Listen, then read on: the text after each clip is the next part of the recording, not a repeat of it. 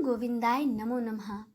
जय श्री कृष्ण। भगवान श्री कृष्ण और राधा रानी की कृपा सदा सर्वदा आप पर बनी रहे। पूरे सावन माह भगवान शिव के भव्य आयोजन के साथ उनका पूजन किया जाता है। मान्यता है कि सावन में भगवान शिव की उपासना करने से साधक के सभी प्रकार के दुख दर्द दूर होते हैं। यही नहीं, इस अवधि में आने वाले सभी तीज त्योहारों पर भगवान भोलेनाथ की विशेष कृपा बनी रहती है। चातुर्मास के दौरान सृष्टि का संचालन भगवान शिव करते हैं। ऐसे में सावन में पड़ने वाली एकादशी पर भी भगवान शिव की उपासना करना बहुत ही शुभ माना जाता है। आपको बता दें कि सावन माह के कृष्ण पक्ष की एकादशी को कामिका एकादशी का व्रत रखा जाता है। इस दिन भगवान विष्णु के साथ माता लक्ष्मी और भगवान शिव की पूजा भी की जाती है। इस व्रत के प्रभाव से साधक को मोक्ष की प्राप्ति होती है और आर्थिक समृद्धि उसे मिलती है।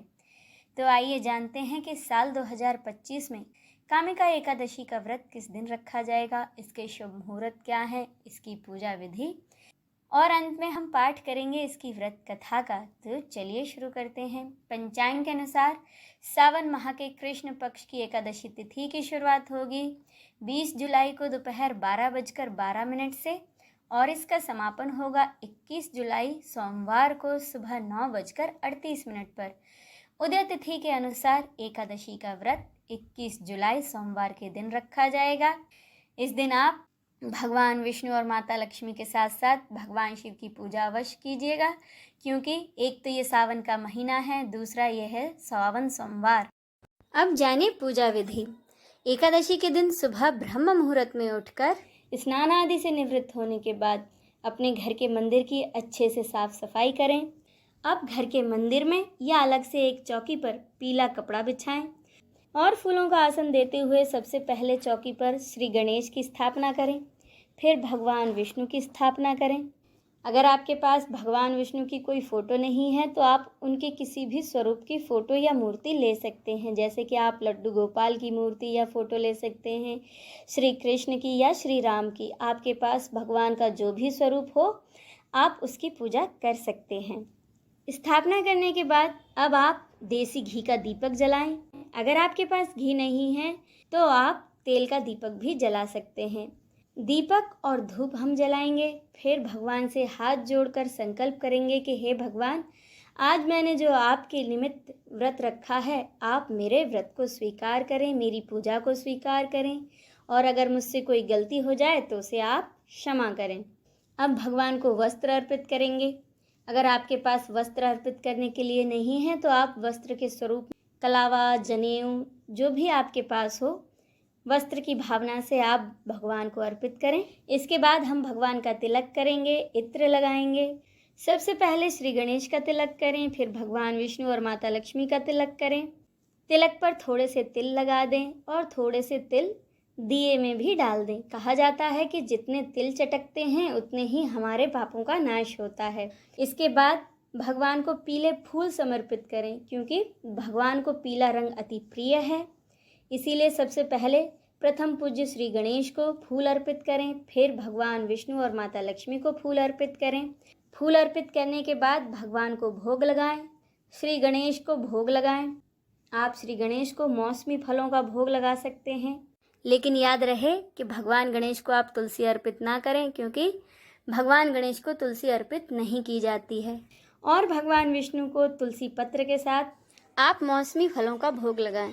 इसके बाद एक लोटा जल लेकर हाथ में थोड़े से तिल लेकर एकादशी की व्रत कथा या तो पढ़ें या फिर सुनें। कथा सुनने के बाद हमने जो तिल हाथ में लिए थे वे भगवान विष्णु के चरणों में अर्पित कर देंगे। इसके बाद अंत में हम आरती करेंगे। सबसे पहले प्रथम पूज्य भगवान गणेश की आरती करेंगे, फिर भगवान विष्णु और माता लक्ष्मी की आरती करेंगे और आरती पूरी होने के बाद दोनों हाथ जोड़कर भगवान से पूजा में हुई अपनी गलतियों के लिए क्षमा याचना करेंगे और अपनी मनोकामनाओं को पूरा करने के लिए भगवान विष्णु से प्रार्थना करेंगे। तो इस तरह से हमारी पूजा संपन्न हो जाएगी और जो जल हमने लोटे में लिया था उससे हम सूर्यदेव को अर्घ्य दे देंगे और जो भी भोग प्रसाद हमने भगवान को अर्पित किया था वह अपने घर के सदस्यों में प्रसाद के रूप में बांट देंगे। तो ये तो थी सुबह की पूजा। इसी प्रकार शाम को भी स्नान आदि से निवृत्त होने के बाद भगवान विष्णु और माता लक्ष्मी की एक बार फिर से पूजा आरती करें और द्वादशी के दिन सुबह जल्दी उठकर स्नान आदि से निवृत्त होने के बाद पूरी विधि के साथ भगवान विष्णु और माता लक्ष्मी की एक बार फिर पूजा करें। उसके बाद अगर हो सके तो ब्राह्मणों को या किसी भी ज़रूरतमंद को दान और भोजन अवश्य कराएं। अगर आप भोजन ना करा सकें तो दान तो आप इस दिन अवश्य ही करें। इसके बाद अपने व्रत का पारण करें। पारण आप भगवान विष्णु के प्रसाद से कर सकते हैं या फिर आप तुलसी पत्र से भी अपने व्रत का पारण करें और फिर सात्विक भोजन ग्रहण करें। इस दिन आप भगवान विष्णु के खास मंत्रों का जाप करें। भगवान विष्णु के मूल मंत्र ओम नमो भगवते वासुदेवाय का आप इस दिन जाप कर सकते हैं। ओम नारायणाय विद्महे वासुदेवाय धीमहि तन्नो विष्णु प्रचोदयात्, इस विष्णु गायत्री मंत्र का जाप कर सकते हैं। अब सुने कामिका एकादशी व्रत कथा। कथा के अनुसार एक बार अर्जुन ने भगवान श्री कृष्ण से पूछा कि हे कृष्ण, आप मुझे सावन माह के कृष्ण पक्ष की एकादशी की कथा सुनाने की कृपा करें।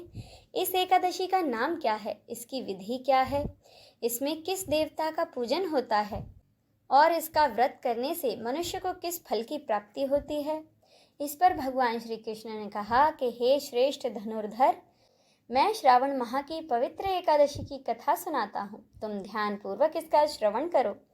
एक बार की बात है, इस एकादशी की पावन कथा को भीष्म पितामह ने लोक हित के लिए देव ऋषि नारद से कहा था। एक समय जब नारद जी ने भीष्म पितामह से पूछा कि आज मेरी श्रावण के कृष्ण पक्ष की एकादशी कथा सुनने की इच्छा है, अतः आप इस एकादशी की व्रत कथा विधान सहित सुनाइए। नारद जी की इच्छा को सुनकर भीष्म पितामह ने कहा, हे नारद जी, आपने बड़ा ही सुंदर प्रस्ताव किया है। अब आप बहुत ध्यानपूर्वक इसे श्रवण कीजिए। श्रावण माह के कृष्ण पक्ष की एकादशी का नाम कामिका एकादशी है। ये एकादशी सभी कामनाओं को पूरा करने वाली है। इस एकादशी की कथा सुनने मात्र से ही वाजपेयी यज्ञ के फल की प्राप्ति होती है। कामिका एकादशी के व्रत में शंख चक्र गदाधारी भगवान विष्णु का पूजन होता है। जो मनुष्य इस एकादशी को धूप दीप नैवेद्य आदि से भगवान विष्णु की पूजा करते हैं, उन्हें गंगा स्नान के फल से भी उत्तम फल की प्राप्ति होती है। सूर्य ग्रहण और चंद्र ग्रहण में केदार और कुरुक्षेत्र में स्नान करने से जिस पुण्य की प्राप्ति होती है, वही पुण्य कामिका एकादशी के दिन भगवान विष्णु की भक्ति पूर्वक पूजा करने से ही प्राप्त हो जाता है। भगवान विष्णु की श्रावण माह में भक्ति पूर्वक पूजा करने का फल समुद्र और वन सहित पृथ्वी दान करने के फल से भी अधिक होता है। व्यतिपात में गंडकी नदी में स्नान करने से जो फल प्राप्त होता है, वही फल भगवान विष्णु की पूजा करने से इस दिन मिलता है। संसार में भगवान विष्णु की पूजा का फल सबसे ज़्यादा माना जाता है। अतः भक्ति पूर्वक भगवान विष्णु की पूजा ना बन सके तो श्रावण माह के कृष्ण पक्ष की कामिका एकादशी का व्रत तो अवश्य ही करना चाहिए। आभूषणों से युक्त बछड़ा सहित गौदान करने से जो फल प्राप्त होता है, वही फल कामिका एकादशी के व्रत करने मात्र से मिलता है। जो उत्तम द्विज श्रावण माह के कृष्ण पक्ष की कामिका एकादशी का व्रत करते हैं तथा भगवान विष्णु का भक्ति पूर्वक पूजन करते हैं, उनसे सभी देव नाग किन्नर पितृ आदि की पूजा हो जाती है। इसीलिए पाप से डरने वाले व्यक्तियों को विधि विधान सहित इस व्रत को करना चाहिए। संसार सागर तथा पापों में फंसे हुए मनुष्यों को इनसे मुक्ति के लिए कामिका एकादशी का व्रत अवश्य ही करना चाहिए। कामिका एकादशी के व्रत से सभी प्रकार के पाप नष्ट हो जाते हैं और संसार में इससे अधिक पापों को नष्ट करने वाला कोई उत्तम उपाय नहीं है। हे नारद जी, स्वयं भगवान ने अपने मुख से कहा है कि मनुष्यों को अध्यात्म विद्या से जो फल प्राप्त होता है, उससे अधिक फल कामिका एकादशी का व्रत करने मात्र से मिल जाता है। इस व्रत के करने से मनुष्य को न यमराज के दर्शन होते हैं और ना ही नरक के कष्ट भोगने पड़ते हैं। वह तो स्वर्ग का अधिकारी बन जाता है। जो मनुष्य इस दिन तुलसी दल से भक्ति पूर्वक भगवान विष्णु का पूजन करते हैं, वे इस संसार सागर में रहते हुए भी इस प्रकार अलग रहते हैं जिस प्रकार कमल का फूल जल में रहता हुआ भी जल से अलग रहता है। तुलसी दल से भगवान श्री हरि का पूजन करने का फल 1 बार स्वर्ण और 4 बार चांदी के दान के फल के बराबर है। भगवान विष्णु रत्न, मोती, मणि आदि आभूषणों की अपेक्षा तुलसी दल से अधिक प्रसन्न होते हैं। जो मनुष्य प्रभु का तुलसी दल से पूजन करते हैं उनके सभी पाप नष्ट हो जाते हैं। हे नारद जी, मैं भगवान की अति प्रिय श्री तुलसी जी को प्रणाम करता हूँ। तुलसी जी के दर्शन मात्र से मनुष्य के सभी पाप नष्ट हो जाते हैं और शरीर के स्पर्श मात्र से मनुष्य पवित्र हो जाता है। तुलसी को जल से स्नान कराने से मनुष्य के सभी यम यातनाएं नष्ट हो जाती हैं। जो मनुष्य तुलसी जी को भक्ति पूर्वक भगवान के श्री चरण कमलों में अर्पित करता है उसे मुक्ति मिलती है। इसीलिए इस कामिका एकादशी की रात्रि को जो मनुष्य जागरण करते हैं और दीप दान करते हैं उनके पुण्यों को लिखने में चित्रगुप्त भी असमर्थ हैं। एकादशी के दिन जो मनुष्य भगवान के सामने दीप जलाते हैं उनके पितर स्वर्ग लोक में अमृत का पान करते हैं। भगवान के सामने जो मनुष्य घी या तिल के तेल का दीपक जलाते हैं उनको सूर्य लोक में भी सहस्त्र दीपकों का प्रकाश मिलता है। अब आप इसकी व्रत कथा सुनिए। कथा के अनुसार एक गांव में एक वीर क्षत्रिय रहता था। एक दिन किसी कारणवश उसकी एक ब्राह्मण के साथ हाथापाई हो और उस हाथापाई में उस ब्राह्मण की मृत्यु हो गई। अपने हाथों मरे गए ब्राह्मण की क्रिया उस क्षत्रिय ने करनी चाहिए, परंतु पंडितों ने उसे क्रिया में शामिल होने से मना कर दिया। ब्राह्मणों ने बताया कि तुम पर ब्रह्म हत्या का दोष है, पहले प्रायश्चित कर तुम इस पाप से मुक्त हो, तब हम तुम्हारे घर भोजन करेंगे। इस पर उस क्षत्रिय ने पूछा कि इस पाप से मुक्त होने का क्या उपाय है। तब सभी ब्राह्मणों ने बताया कि श्रावण माह के कृष्ण पक्ष की एकादशी को भक्ति भाव सहित भगवान श्री हरि का व्रत एवं पूजन कर ब्राह्मणों को भोजन करा के उन्हें दान दक्षिणा दो। उन्हें दान दक्षिणा देने से और उनका आशीर्वाद प्राप्त करने से तुम इस पाप से मुक्त हो जाओगे। ब्राह्मण द्वारा बताए गए इस उपाय पर व्रत कराने वाली रात में भगवान श्री हरि ने उस क्षत्रिय को दर्शन देकर कहा कि तुम्हें ब्रह्म हत्या के पाप से मुक्ति मिल गई है। जब ब्राह्मणों द्वारा बताई हुई विधि से उस क्षत्रिय ने कामिका एकादशी का व्रत किया तो उस दिन रात में भगवान श्री हरि ने उस क्षत्रिय को दर्शन देकर कहा कि तुम्हें ब्रह्म हत्या के पाप से मुक्ति मिल गई है।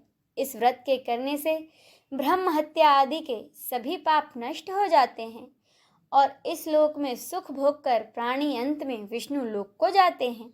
इस कामिका एकादशी के महात्म्य के श्रवण एवं पठन से मनुष्य स्वर्ग लोक को प्राप्त होता है। इसी के साथ यह व्रत कथा संपूर्ण होती है। बोलिए भगवान विष्णु की जय, माता लक्ष्मी की जय, नमः पार्वते पते, हर हर महादेव की जय।